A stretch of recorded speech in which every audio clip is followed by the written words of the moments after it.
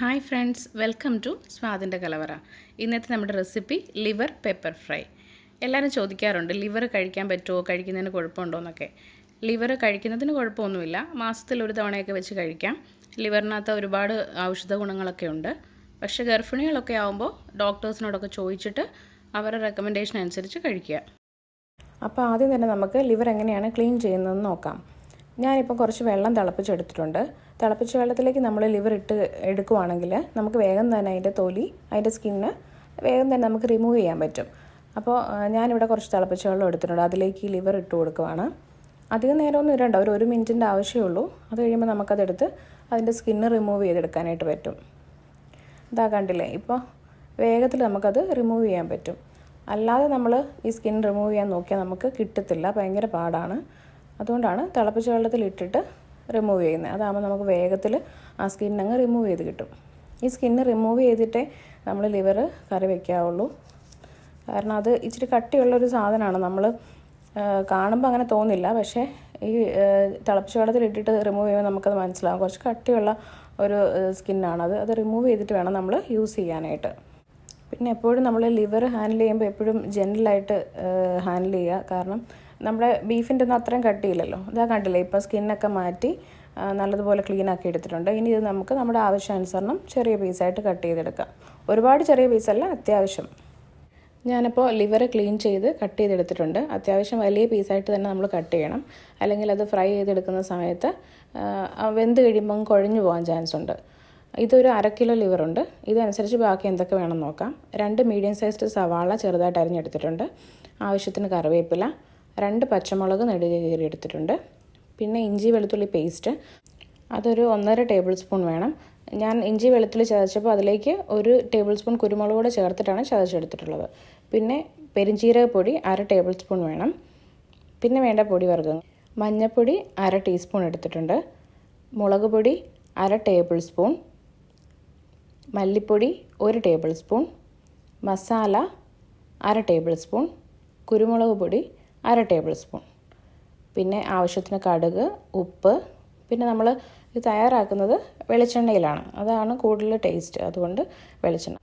ഇതാ ഇപ്പോൾ നമ്മുടെ പാൻ ചൂടായി വന്നപ്പോൾ അതിലേക്ക് ഞാൻ 2 ടേബിൾ സ്പൂൺ വെളിച്ചെണ്ണ ഒഴിച്ചിട്ടുണ്ട്. കടുക് ഇട്ട് കൊടുക്കാം.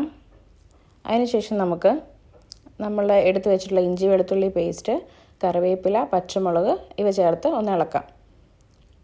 ജസ്റ്റ് ഒന്ന് ഇഞ്ചി വെളുത്തുള്ളി പേസ്റ്റിൻ്റെ ആ ഒരു പച്ചമണം ഒന്ന് മാറി ഒന്ന് വാടി വരുമ്പോഴത്തേക്കും അതിലേക്ക് നമുക്ക് സവാള ചേർത്ത് കൊടുക്കാം. അതിനുശേഷം നമുക്ക് ആവശ്യത്തിന് ഉപ്പും കൂടെ ചേർത്ത് നല്ലപോലെ ഒന്ന് ഇളക്കിയതിന് ശേഷം നമുക്ക് മൂടി വെച്ച് വേവിക്കാം. മൂടി വയ്ക്കുമ്പോൾ നമുക്കത് പെട്ടെന്ന് വെന്ത് കിട്ടും. പെട്ടെന്നൊന്ന് ആ സവാള ഒന്ന് വാടി കിട്ടും. അതുകൊണ്ട് ഞാൻ മൂടി വെച്ചിട്ടുണ്ട്. ഒരു 2 മിനിറ്റ് കഴിഞ്ഞ് ഒന്ന് ഇളക്കി കൊടുക്കുക. അടി പിടിക്കാതിരിക്കാൻ വേണ്ടി ഇടയ്ക്കിടയ്ക്കൊന്ന് ഇളക്കി കൊടുക്കുക. ഇതാ ഇപ്പോൾ നമ്മുടെ സവാള നല്ലതുപോലെ വഴന്ന് വന്നിട്ടുണ്ട്. അതിലേക്ക് നമ്മൾ എടുത്ത് വെച്ചിരിക്കുന്ന പൊടികൾ ചേർത്ത് കൊടുക്കാം. മഞ്ഞൾപ്പൊടി, മല്ലിപ്പൊടി ഞാൻ ആദ്യം ചേർക്കുന്നുണ്ട്. അതിൻ്റെ ആ ഒരു പച്ചമണം മാറി വരുമ്പോഴത്തേക്കും നമുക്ക് മുളക് പൊടിയും ബാക്കി മസാലകളും ഓരോന്നായിട്ട് ചേർത്ത് കൊടുത്ത് ഇളക്കിയെടുക്കാം. ഇതാ ഇപ്പോൾ മല്ലിപ്പൊടിയൊക്കെ നന്നായിട്ട് മൂത്ത് വന്നിട്ടുണ്ട്. അതിലേക്ക് ഞാൻ മുളക് പൊടി ചേർക്കുന്നുണ്ട്. മുളക് പൊടി ചേർത്ത് നമുക്ക് നല്ലതുപോലെ ഒന്ന് ഇളക്കിയെടുക്കാം. അതിനുശേഷം അതൊന്ന് വാടി വരുമ്പോഴത്തേക്കും ബാക്കി മസാല എടുത്ത് വെച്ചിട്ടുണ്ടല്ലോ, മസാലയും കുരുമുളക് പൊടിയും അതെല്ലാം കൂടെ ചേർത്ത് നല്ലതുപോലെ ഒന്ന് ഇളക്കാം. നല്ലതുപോലെ ഈ പൊടികൾ ചേർത്ത് നല്ലതുപോലെ ഒന്ന് വാടി അതിൻ്റെ ഒരു കളർ ചേഞ്ച് ഉണ്ടല്ലോ, ആ മുളക് പൊടിയെല്ലാം ഒന്ന് മൂത്ത് അതിൻ്റെ കളർ ചേഞ്ച് വരുന്ന സമയത്ത് നമുക്കിതിലേക്ക് ഒരു 1/2 ടേബിൾ സ്പൂൺ പെരിഞ്ജീരകപ്പൊടി കൂടി ചേർത്ത് ഇളക്കിയെടുക്കണം. പെരിഞ്ജീരകം വളരെ നല്ലതാണ്, പ്രത്യേകിച്ച് ലിവറൊക്കെ വെക്കുമ്പോൾ നല്ലൊരു ഫ്ലേവറാണ്. അപ്പോൾ ഞാൻ അതിലേക്ക് അതിനുശേഷം ഒരു അല്പം കറിവേപ്പില കൂടെ ചേർത്തിട്ട് ലിവർ അതിലേക്ക് ചേർത്ത് കൊടുക്കുന്നുണ്ട്. അതിനുശേഷം നമുക്ക് നല്ലതുപോലെ ഒന്ന് ഇളക്കാം. നല്ലതുപോലെ ഒന്ന് ആ മസാല ലിവറിലേക്ക് മിക്സ് ആക്കിയതിന് ശേഷം നമുക്ക് മൂടി വെച്ച് വേവിക്കണം. ഇപ്പം ഞാൻ വെള്ളം ഒഴിക്കുന്നില്ല, കാരണം ലിവറിൽ നിന്ന് കുറച്ച് വെള്ളം ഇറങ്ങി. ഇതാ കണ്ടില്ലേ, ഇത് ലിവറിൽ നിന്ന് ഇറങ്ങിയ വെള്ളമാണ്.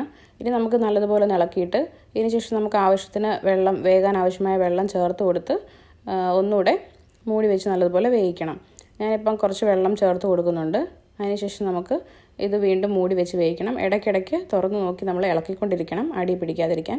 എപ്പോഴും ലോ ഫ്ലെയിമിൽ ഇട്ട് തന്നെ വേണം നമ്മൾ ലിവർ ഫ്രൈ ചെയ്തെടുക്കാൻ. കാരണം അല്ലെങ്കിൽ അതിൻ്റെ ആ ഒരു പെട്ടെന്ന് അടി പിടിക്കാനൊക്കെ ചാൻസ് ഉണ്ട്.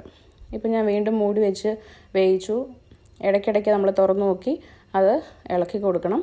ഉപ്പൊക്കെ ഈ സമയത്ത് നോക്കി ആവശ്യത്തിനില്ലെങ്കിൽ ഉപ്പിട്ട് കൊടുക്കാം.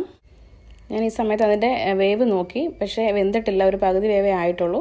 അതുകൊണ്ട് വീണ്ടും ഇളക്കിയിട്ട് ഞാൻ വീണ്ടും മൂടി വെച്ച് വേവിക്കുകയാണ്. ഒരു 20-25 മിനിറ്റ് എടുക്കും ലോ ഫ്ലെയിമിൽ തന്നെ കിടന്നിരുന്ന് വെന്ത് വരാൻ വേണ്ടിയിട്ട്. അപ്പോൾ ഇടയ്ക്കിടയ്ക്ക് നമ്മൾ ഓപ്പണാക്കി ഇളക്കിക്കൊണ്ടിരിക്കണം. ഇപ്പം ഞാൻ കുറച്ച് കുരുമുളക് പൊടി കൂടി ചേർത്ത് കൊടുത്തിട്ടുണ്ട്. എരിവ് നോക്കുമ്പോൾ നമുക്ക് കുറവാണെന്ന് തോന്നുവാണെങ്കിൽ കുരുമുളക് പൊടി ചേർക്കാം. പിന്നെ ലാസ്റ്റായിട്ട് കുറച്ച് ഒരു 2-3 നുള്ള് പെരുംജീരകപ്പൊടി ചേർക്കുന്നുണ്ട്. പിന്നെ കുറച്ച് കറിവേപ്പില കൂടി ചേർത്തു. ഇനി ഇതിലേക്ക് ഒരു 1/2 ടേബിൾ സ്പൂൺ പച്ച വെളിച്ചെണ്ണ കൂടി ചേർത്തിട്ട് നല്ലതുപോലെ നമുക്ക് നല്ലതുപോലെ ഇളക്കിയെടുക്കാം. ഇപ്പം ലിവർ വെന്ത് വന്നിട്ടുണ്ട്. ഇനി ഇത് ജസ്റ്റ് നമുക്ക് ഫ്രൈ ആയിട്ട് കിട്ടിയാൽ മതി. ആ വെളിച്ചെണ്ണയും കൂടെ ഒഴിച്ച് നല്ലതുപോലെ ഇളക്കുക. ഇപ്പം നമ്മുടെ ലിവർ ഫ്രൈ റെഡി ആയിട്ടുണ്ട്. നല്ലതുപോലെ ഫ്രൈ ആയിട്ട് ഡ്രൈ ആയിട്ട് വന്നിട്ടുണ്ട്. അപ്പോൾ അങ്ങനെ നമ്മുടെ ലിവർ ഫ്രൈ റെഡി ആയിട്ടുണ്ട്. എല്ലാവരും ഒന്ന് ട്രൈ ചെയ്ത് നോക്കുക. നിങ്ങളുടെ ഫീഡ്ബാക്ക് അറിയിക്കുക. ഇഷ്ടമായെങ്കിൽ വീഡിയോ ലൈക്ക് ചെയ്യാനും ഷെയർ ചെയ്യാനും മറക്കല്ലേ. അതുപോലെ തന്നെ എൻ്റെ ചാനൽ ഇഷ്ടമായെങ്കിൽ ഒന്ന് സബ്സ്ക്രൈബ് കൂടി ചെയ്തേക്കണേ. Thanks for watching.